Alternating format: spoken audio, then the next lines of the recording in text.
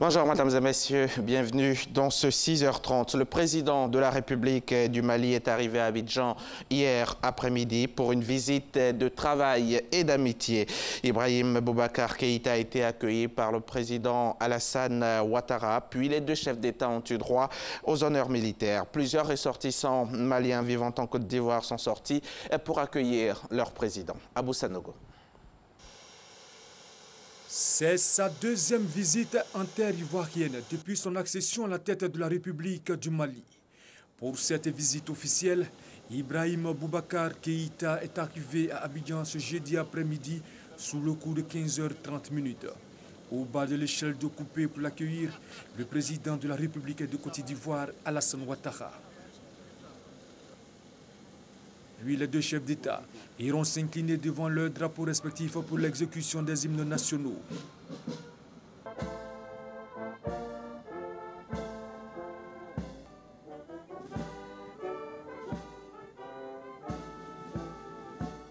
Et recevoir par la suite les honneurs militaires dus à leur rang.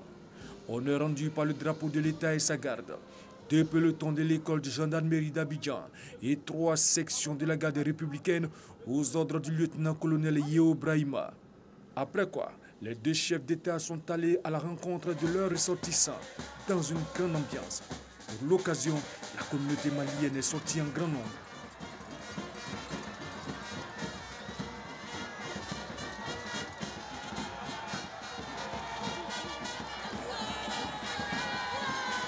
C'est le président Choko. Il nous manquait énormément, il nous manquait. Nous sommes vraiment ravis et très heureux aussi également de voir le raffermissement des relations entre la Côte d'Ivoire et le Mali.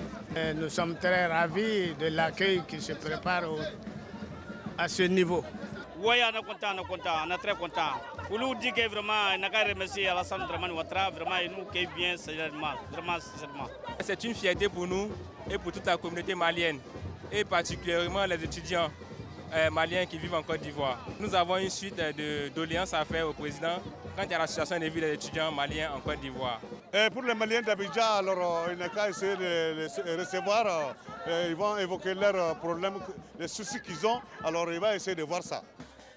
La Côte d'Ivoire et le Mali, deux pays voisins qui entretiennent des relations historiques et fraternelles. Relations matérialisées par la signature en 1962 d'un traité d'amitié, de coopération et d'assistance mutuelle et d'un accord portant création de la Grande Commission mixte ivoiro-malienne le 19 février 1977. Au plan diplomatique, c'est depuis 1967 que ces deux pays entretiennent des relations diplomatiques. Ibrahim Boubacar Keïta est en Côte d'Ivoire pour 48 heures. La délégation de l'Union européenne et les ambassades des États membres de l'Union européenne accréditées en Côte d'Ivoire ont organisé la journée de l'Europe qui commémore la déclaration de Robert Schuman, déclaration délivrée donc le 9 mai 1950. Une occasion pour la délégation de l'Union européenne de réaffirmer avec l'ensemble des États membres de cette institution l'excellence de leur coopération avec la Côte d'Ivoire. L'événement a été célébré en présence du vice-président de la République, Daniel Kablan-Duncan. C'est ce que nous dit Abou Sanogo. La délégation de l'Union européenne et les ambassades de 7 pays membres accrédités en Côte d'Ivoire en fête. Une fête à la résidence de l'ambassadeur de l'Union européenne, en présence du vice-président de la République Daniel Kablan-Duncan, pour célébrer la volonté des États membres de l'Union européenne représentés en Côte d'Ivoire de renforcer leur coopération avec le pays hôte. À cette occasion, le chef de la délégation de l'Union européenne a salué l'excellence de la coopération entre son institution et la Côte d'Ivoire. Coopération qui se consolide au fil des années et qui a permis à la Côte d'Ivoire de bénéficier de l'appui constant de l'Union européenne. On ne peut gagner que si nous sommes tous unis. L'Europe, à cet égard, n'est pas timide, elle est forte, elle est déterminée. L'Union européenne, donc, collectivement et à travers ses États membres, tient ses engagements et est donc un partenaire fiable. C'est sans doute, monsieur le vice-président de la République, cette proximité et cette fiabilité qui ont été parmi les raisons pour lesquelles la Côte d'Ivoire s'est proposée pour accueillir le sommet Union africaine-Union européenne en novembre dernier, ici même à Abidjan. L'Union européenne est bien présente pour encourager votre démarche visant à faire de la Côte d'Ivoire un centre dynamique d'attraction des investissements. Le fait que votre pays ait ratifié l'accord de partenariat économique avec l'Union européenne accélérera ce mouvement en accroissant cette attractivité. Cette rencontre s'inscrit dans le cadre de la Journée de l'Europe, célébrée tout le 9 mai dans les États membres de l'Union européenne pour commémorer la déclaration de Schuman, ancien ministre des Affaires étrangères français prononcé le 9 mai 1950, qui a été l'acte de naissance de l'Union européenne actuelle. Un mot de santé dans ce journal pour parler donc de la distribution gratuite de médicaments contre les maladies tropicales négligées. L'initiative est du ministère de la Santé et de l'Hygiène publique à travers le programme de lutte contre ces maladies en Côte d'Ivoire.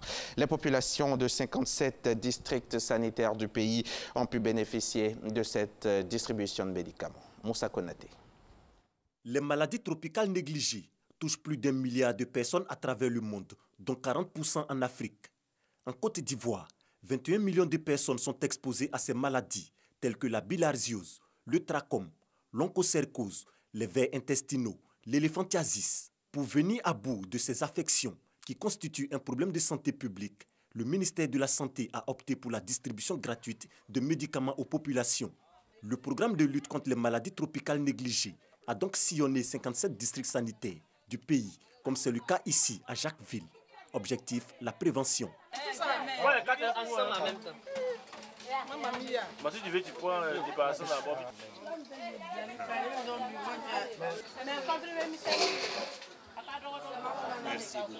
Le coordonnateur du programme de lutte contre les maladies tropicales négligées explique l'importance de la prise de ces médicaments. Les maladies tropicales négligées sont des maladies chroniques qui évoluent de façon silencieuse, contrairement à certaines pathologies telles que le paludisme, la tuberculose, qui tuent vite. On les appelle les maladies tropicales négligées à chimioprévention parce qu'elles sont évitables, n'est-ce pas, par la prise de médicaments.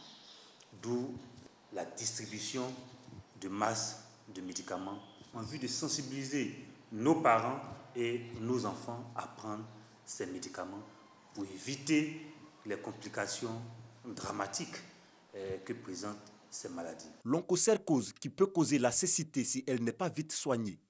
L'éléphantiasis qui se manifeste par l'apparition d'œdèmes sont autant de maladies invalidantes qui peuvent être évitées par la prise de médicaments. C'était un récit de Moussa Konaté. Après avoir mené d'octobre à novembre 2017 une étude de diagnostic des besoins au renforcement de capacités sur 8 collectivités pilotes, le secrétariat national au renforcement des capacités est à l'étape de présentation.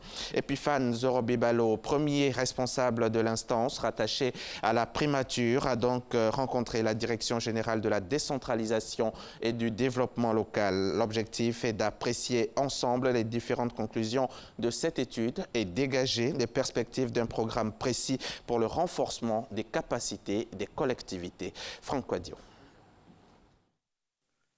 Les domaines de compétences transférés par l'État, la mise en œuvre du PND 2016 à 2020, l'accroissement des ressources et la politique de développement environnemental, c'est en substance le contenu de l'évaluation menée d'octobre à décembre 2017 par le secrétariat national au renforcement des capacités auprès de 8 collectivités pilotes, une mission d'évaluation dont les résultats ont été présentés à la Direction générale du développement local. Nous avons depuis 2013, nous avons de nouvelles entités que sont les régions.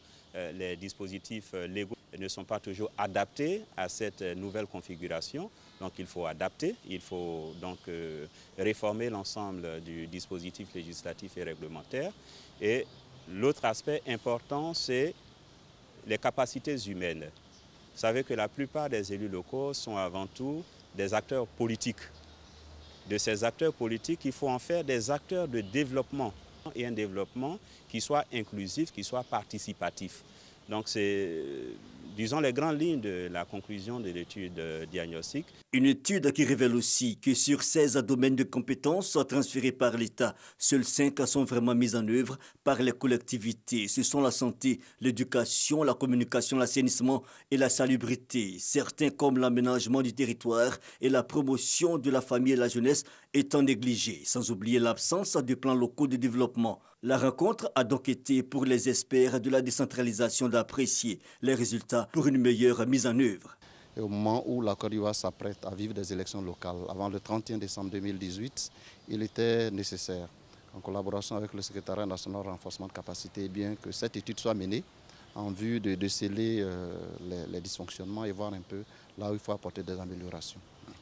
Prochaine étape, rencontrer les fêtières, les mairies, le VICOSI et les régions, la RDCI, avant la validation par la tutelle, la primature. La démarche a pour toutes les parties prenantes consacré l'année 2018 à la formulation du programme avant de passer de façon plus aisée à la mise en œuvre effective du programme de renforcement des capacités des collectivités territoriales.